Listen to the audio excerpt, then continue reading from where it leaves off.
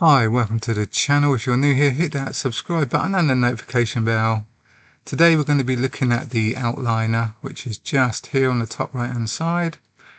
And what if you want to select some of these cubes and put them in a new folder, because we need to keep our section here nice and tidy, where you can either create a new folder, select, drag and drop, or you can select the cubes that you want, hit M, because M in the outliner here is move to collection.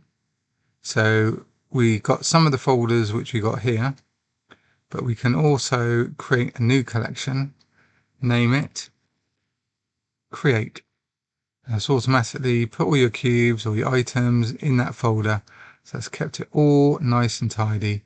And if you ever lose this section here, don't worry, just go up to the top left here and select the outliner. So you can make it be whatever you like.